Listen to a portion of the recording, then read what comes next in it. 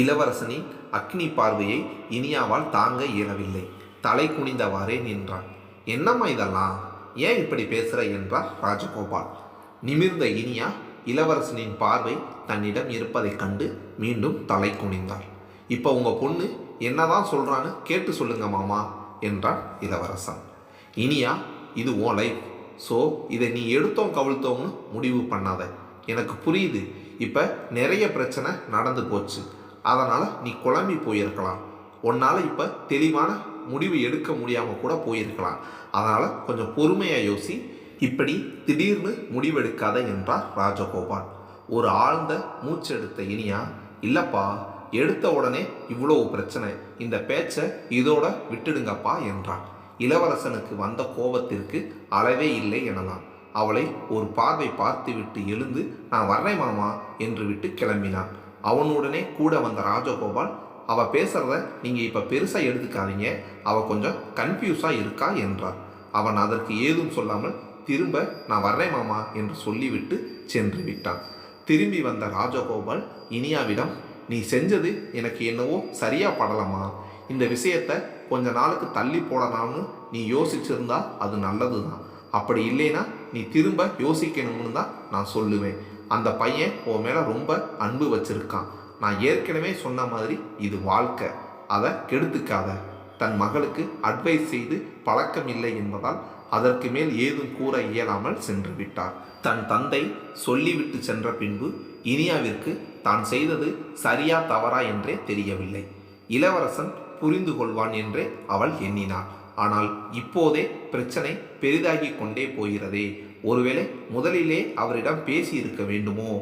ஆனால் அதற்குள் இவர்கள் திருமணமே நடத்தி விடுவது போல் பேசினால் நான் என்ன செய்வது என்று மாற்றி மாற்றி யோசித்து கொண்டிருந்தாள் இனியா. நேரே வீட்டிற்கு வந்த இளவரசன் எரிமலையின் நிலையில் இருந்தான். ஹாலில் இருந்த தாயிடமும் சந்துருவிடமும் ஏதாவது கோபமாக பேசி விடுவோமோ என்று எண்ணியவன் அவர்களிடம் ஏதும் பேசாமல் தன் அறைக்கு சென்று விட்டான். ஆழ்ந்து யோசித்த இனியா இளவரசனிடம் பேசிவிடுவது என்று எண்ணி அவனுக்கு ஃபோன் செய்தாள். ஆனால் அவனோ ஃபோனை கட் செய்து விட்டான். இனியாவும் விடாமல் திரும்ப திரும்ப அழைக்கவும் அவன் ஃபோனை சுவிட்ச் ஆஃப் செய்து விட்டான். கவலை அடைந்த இனியா சந்துருவிற்கு ஃபோன் செய்து இளவரசனிடம் கொடுக்க சொன்னான். என்ன அண்ணி, அண்ணனுக்கே பண்ண வேண்டியதானே என்றான் சந்துரு. இல்லை சந்துரு, கொஞ்சம் ப்ராப்ளம், அவர் ஃபோன் எடுக்கலை, அதுதான் என்று இழுத்தாள் இனியா. ஓஹோ, அது சரி, அப்படி இல்லைன்னா நீங்கள் எப்படி எங்களுக்கெல்லாம் ஃபோன் பண்ணுவீங்க என்று அவளை கிண்டல் செய்தபடியே தன் அண்ணனின் அறைக்கதவை தட்டினான். அறைக்கதவை திறந்த இளவரசன் என்ன என்றான் உருமும் குரலில். அண்ணனின் குரலை கேட்டு திகைத்தாலும், என்னனே இவ்வளோ டென்ஷன்? உங்கள் டென்ஷன் ரிலீவ் பண்ண தான் நான் வந்திருக்கேன். இந்தா அண்ணி பேசுகிறாங்க என்றபடி தன் மொபைலை நீட்டினான்.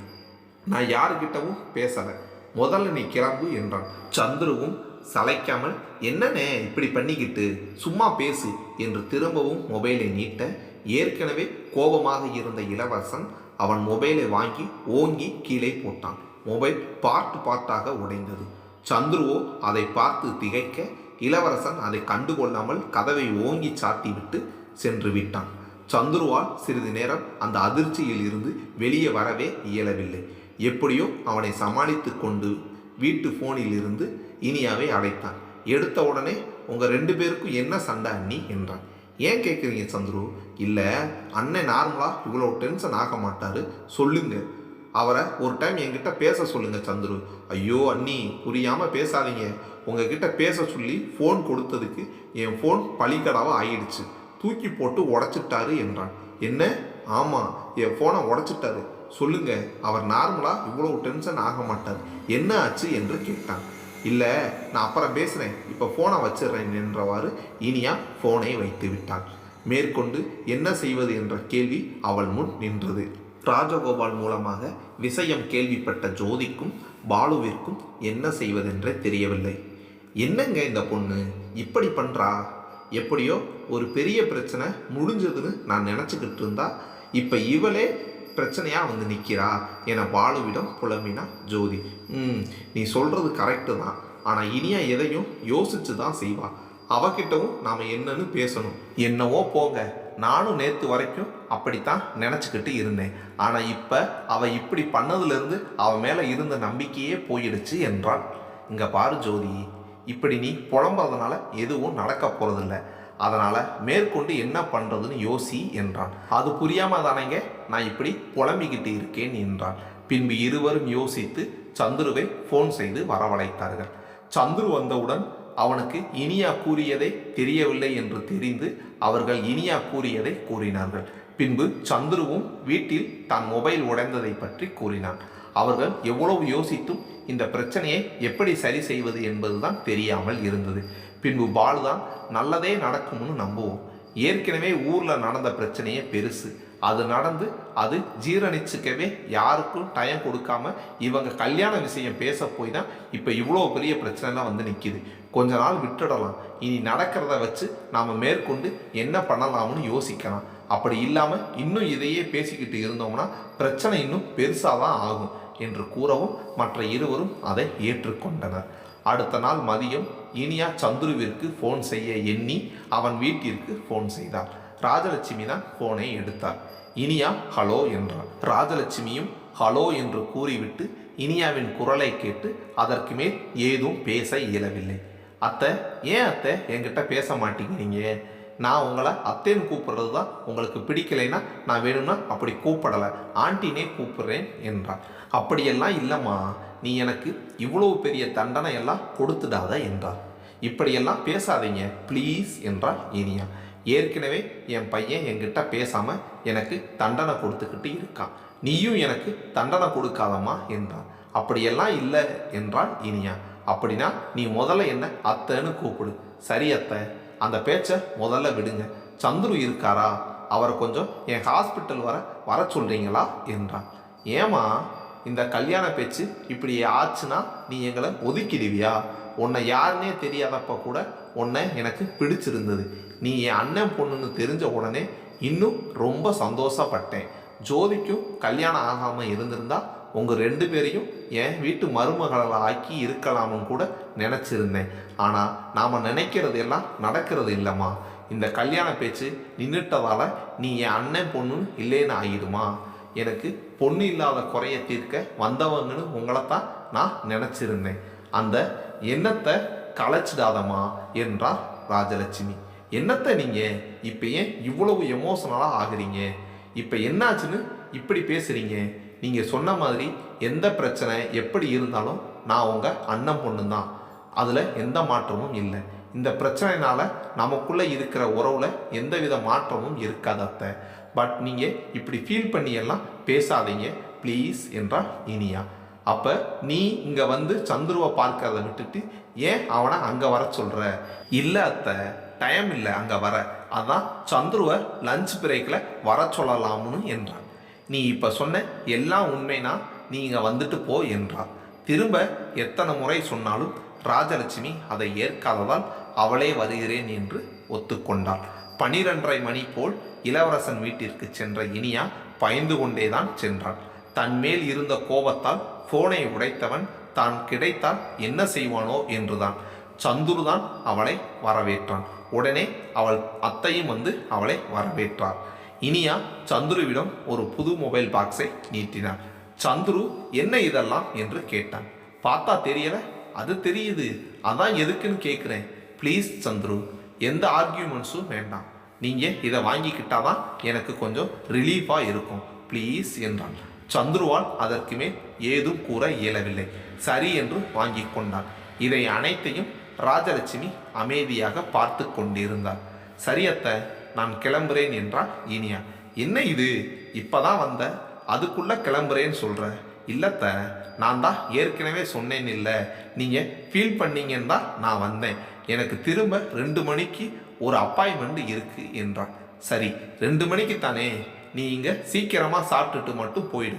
இல்லை அத்தை, அதெல்லாம் வேண்டாம், டைம் ஆகிடும் ப்ளீஸ் அத்தை. அதெல்லாம் முடியவே முடியாது. ஒரு 10 நிமிஷத்தில் சாப்பிட்டுட்டு போயிடு. அங்கே போய் நேரம் ஆயிடுச்சுன்னு நீ சாப்பிடாம இருந்துடுவ என்றார் ராஜலட்சுமி. இதையெல்லாம் பார்த்து கொண்டிருந்த சந்துருவுக்கு தான் ஒன்றும் புரியவில்லை. இங்கு என்னதான் நடக்கிறது? அம்மாவுக்கு இவங்கள ரொம்ப பிடிக்கும். ஆனால் இவங்க அண்ணனை கல்யாணம் பண்ணிக்கிறத ஒத்துக்கலை. அதுக்காக அண்ணனே அம்மா மேலே கோபமாக இருக்கும்போது இவங்க அம்மா கிட்ட இவ்வளவு நார்மலாக பேசுகிறாங்க, அம்மாவும் இவங்க மேலே பாசமெல்லாம் பொழியிறாங்களே என்று அதிசயமாக பார்த்து கொண்டிருந்தான். ஒரு வழியாக ராஜலட்சுமி பேசி இனியாவை சாப்பிட்டு செல்ல சம்மதிக்க வைத்திருந்தார். ராஜலட்சுமி கிச்சனுக்கு செல்ல இனியாவும் கண்களை சுழற்றி பார்த்து கொண்டிருந்தார். யாரையோ தேடுறாங்க போல் இருக்கு என்றான் சந்துரு. அப்படியெல்லாம் ஒன்றும் இல்லையே. ஓஹோ அப்படியா, ஆனால் எங்கள் அண்ணன் வீட்டில் இல்லை என்றான். அப்பாடா என்றான். என்னது இது, எங்கள் அண்ணன் இல்லைன்னு ஃபீல் பண்ணுவீங்கன்னு பார்த்தா இப்படி அப்பாடான்னு ரிலீஃப் ஆகிறீங்க என்று கேட்டான். பின்ன என்னவா, என் மேலே இருந்த கோவத்தில் மொபைலை போட்டு உடச்சவர் தானே உங்கள் அண்ணன். அதே கோவத்தோட என்னை ஒரு அறை விட்டால் நான் தாங்குவேனா? இது வரைக்கும் என்னை யாரும் அடித்ததே இல்லைப்பா, என்னால் எல்லாம் அடி தாங்க முடியாது என்றால் சிரித்து கொண்டே இனியா. சூப்பர் அண்ணி, நீங்கள் தேறிடுவீங்க. எப்படி இப்படியெல்லாம்? வேற என்ன பண்ண சொல்கிறீங்க? அடிக்கிறீங்களா? அடிங்க சாமின்னு கன்னத்தை காட்டிட்டு நிற்க சொல்கிறீங்களா? நான் தான் சொன்னேன்னு இல்லை, என் உடம்பு இந்த அடியெல்லாம் தாங்காது. அப்படி அடிக்கிற மாதிரி ஒரு சிக்னல் கிடைச்சா கூட விடு ஜூட்டுன்னு பறந்துடுவேன். இல்லை, நல்ல பாலிசி வச்சுருக்கீங்க. எங்களுக்கும் அப்பப்போ கற்றுக் கொடுங்க அண்ணி. கற்றுக் கொடுத்துட்டா போச்சு, ஆனால் அதுக்கு ஃபீஸ் கொடுத்துடணும், சரியா? நல்ல அண்ணி தான் நீங்கள். நாம் பார்த்ததுல இருந்தே எந்த சான்ஸு கிடைச்சாலும் ஃபீஸ் வாங்க பார்க்குறீங்களே. நான் எப்போ அப்படி கேட்டேன்? நீயே ஒரு ஒஸ்ட் பேஷண்ட், ஒழுங்காக ஃபீஸ் தரவே இல்லையே என்று சிரித்தா இனியா. நீங்கள் எப்போ அப்படி கேட்டீங்களா? முதல்ல ஹாஸ்பிட்டலில் பேசுறதுக்கு எல்லாம் காசு கேட்பேன்னு சொன்னீங்களே, ஞாபகம் இல்லை என்றான். இனியாவிற்கு அவன் சொன்ன நிகழ்ச்சி தொடர்ந்து நினைவில் வந்தது. சந்துரு ஒருவருக்கு பேச கற்றுக் கொடுங்கள், பீஸ் தந்து விடுகிறேன் என்று சொன்னதும் தானும் இவனை இயல்பாக்க ஏதோ பேச்சு கொடுக்க எண்ணி சரி என்று கூற, பின்புதான் இவன் அண்ணன் தான் என்று கூறினான். தான் திகைத்து நின்ற போதே இளவரசன் வந்ததும் அவனை பார்த்து தான் சுத்தமாக பேச இயலாமல் போனதும் பின்பு அவன் மத்தகாச சிரித்ததும் என்று எல்லாம் தொடர்ந்து நினைவுக்கு வந்தது. அன்று அதெல்லாம் ஒருவித சந்தோஷத்தையே கொடுத்தது. இன்றோ எல்லாம் தலைகீழாக உள்ளது என்று எண்ணியவளின் முகம் அவளின் வருத்தத்தை காட்டியது. என்ன நீ, எதுக்கு இப்போ இவ்வளவு சோகம்? எல்லாம் சரியாகிடும், நீங்கள் எதுக்கும் ஃபீல் பண்ணாதீங்க என்றான். அப்போது ராஜலட்சுமியும் வரவே இனியாவும் அவள் முகத்தை சரி செய்து கொண்டு அமைதியாக சாப்பிட ஆரம்பித்தாள். மாலை வீட்டிற்கு வந்த இளவரசன் லேப்டாப்பில் ஏதோ பார்த்து கொண்டே காஃபி சாப்பிட்டு கொண்டிருந்தான். தானும் ஒரு கப்பு காஃபியுடன் வந்த சந்துரு அவனை சீண்ட எண்ணி அந்த மொபைல் பாக்ஸை காண்பித்து, நீங்கள் உடைச்சிட்டா என்கிட்ட மொபைலை இருக்காதா? என் அண்ணி வாங்கி கொடுத்தாங்க என்றான். இளவரசன் எழுந்து அவன் அறைக்கு சென்று விட்டான். சிறிது நேரத்தில் அங்கே வந்தவன் கையில் ஒரு புது மொபைல் பாக்ஸ் இருந்தது. அதை சந்துருவிடம் கொடுத்தவன், இந்தா இதை வச்சுக்கோ, அதை என்கிட்ட கொடு என்றவாறு அவனே எடுத்து சென்று விட்டான். சந்துருவிற்கு ஒரு நிமிடம் ஒன்றுமே புரியவில்லை. இப்போ இங்கே என்னதான் நடந்தது? இவங்க ரெண்டு பேரும் உண்மையிலே சண்டை போட்டுக்கிட்டாங்களா இல்லையா? இப்போ அண்ணன் என்கிட்ட இருந்த மொபைலை வாங்கிட்டு போனாரா இல்லையா என்று குழம்பிக் கொண்டிருந்தான் சந்துரு. உடனே ஜோதியின் வீட்டிற்கு விரைந்து சென்றான் சந்துரு, இதை அவர்களிடம் கூற வேண்டுமென்று. ஜோதியின் வீட்டிற்கு சென்றால் ஜோதி தான் வந்து வரவேற்றாள். அண்ணி அண்ணி, ஒரு முக்கியமான விஷயம் சொல்லணும் என்று பரபரத்தான். சரி சரி சொல்லலாம், ஆனால் முதல்ல மூச்சை விட்டுட்டு அப்புறம் சொல்லுங்க. ஐயோ அண்ணி, நான் எவ்வளோ பெரிய விஷயம் சொல்ல வந்திருக்கேன், நீங்கள் இப்போ போய் கிண்டல் பண்ணிக்கிட்டு என்றான் சந்துரு. அதற்குள் இனியா வெளியே வந்தான். அவளை பார்த்த சந்துரு, நீங்கள் உள்ளதான் இருந்தீங்களா என்றான். ஆமாம். என்னடா ஏதோ லவுடு ஸ்பீக்கர் வாய்ஸு கேட்டுதேன்னு வந்தா நீங்கள் என்றான். இருங்க, என்னையா கிண்டல் பண்ணுறீங்க? ஆமாம், உங்களைத்தான் பண்ணுறோம் என மீண்டும் சீண்டினான். பார்த்துக்கிறேன் என்றவரை ஜோதியிடம் திரும்பியவன், நீங்களே சொல்லுங்க ஜோதி அண்ணி, இவங்க எங்கள் அண்ணனுக்கு கிஃப்ட் வாங்கி கொடுக்கறதுனா நேராக வாங்கி தர வேண்டியது தானே, அதுக்கு எதுக்கு இப்படியெல்லாம் பண்ணிக்கிட்டு என்றான். இனியாவிடம் திரும்பிய ஜோதி, என்னடி கிஃப்ட் வாங்கி கொடுத்தியா? உங்களுக்குள்ள சண்டேன்னு நாங்கள் எல்லாம் ஃபீல் பண்ணிக்கிட்டு இருக்கோம், நீ என்னடானா என்பதற்குள் இனியா இடை புகுந்தாள். அக்கா வெயிட், நான் இது வரைக்கும் எந்த கிஃப்ட்டும் வாங்கி கொடுத்ததே இல்லை. நீ வேற, இந்த பிரச்சனை நடக்கிறதுக்கு 2 நாள் முன்னாடி தான் நாங்களே ஒழுங்காக பேசிக்கிட்டோம், அதற்குள்ளே இவ்வளோ பிரச்சனை. இதில் கிஃப்ட்டு ஒன்று தான் குறையா இருக்கா? சந்துரு தான் சொல்கிறாருன்னா இதில் நீ வேறக்கா என்றாள் இனியா.